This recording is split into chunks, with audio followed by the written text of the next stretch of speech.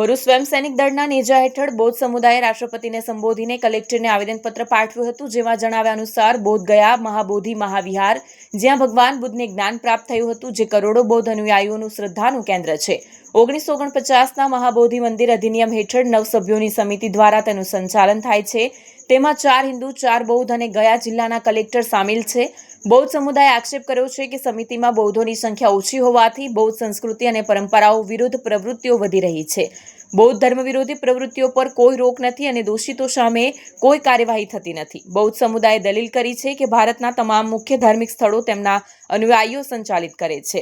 હિન્દુ મંદિરો, હિન્દુઓ, મસ્જિદો, મુસ્લિમો, ગુરુદ્વારા શીખો, ચર્ચો ખ્રિસ્તીઓ અને પારસી અગિયારી પારસી સમુદાય સંચાલિત કરે છે.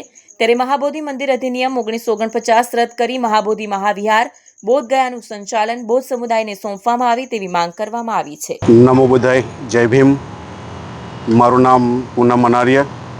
ભરૂચ જિલ્લામાં જિલ્લા કલેક્ટરને આજે અમે સ્વયં સૈનિક દળ દ્વારા જે બિહાર રાજ્યની અંદર મહાબોધિ મહાવિહાર બોધ ગયા ટેમ્પલ મંદિર જે છે તેના અનુસંધાનમાં આવેદનપત્ર આપવા આવ્યા છીએ કે જેમ એક મસ્જિદનો કબજો મૌલવી પાસે હોય છે, મુસ્લિમો પાસે હોય છે, જેમ ગુરુદ્વારાનો કબજો, ગુરુદ્વારાનું સંચાલન જેમ આપણા શીખ ભાઈઓ કરતા હોય છે, જેમ મંદિરોનું સંચાલન હિન્દુ અને બ્રાહ્મણ ભાઈઓ કરતા હોય છે, એ જ રીતે જે બૌદ્ધ સ્થળ છે, જે મહાબોધિ અને મહાવિહાર છે, એનું સંચાલન પણ બુદ્ધના હાથમાં આવે.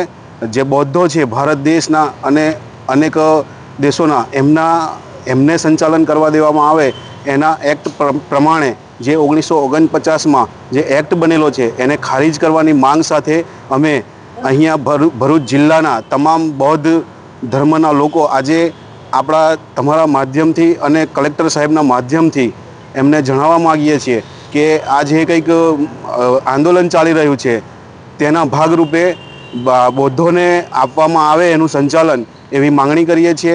અને જો આ પ્રમાણે નહીં કરવામાં આવે તો આગળના દિવસોમાં વૈશ્વિક સ્તરે આ આંદોલન થશે એની પાક્કી માહિતી છે અને એ કરીશું. જય ભીમ, નમો બુદ્ધાય, જય ભારત, જય સંવિધાન.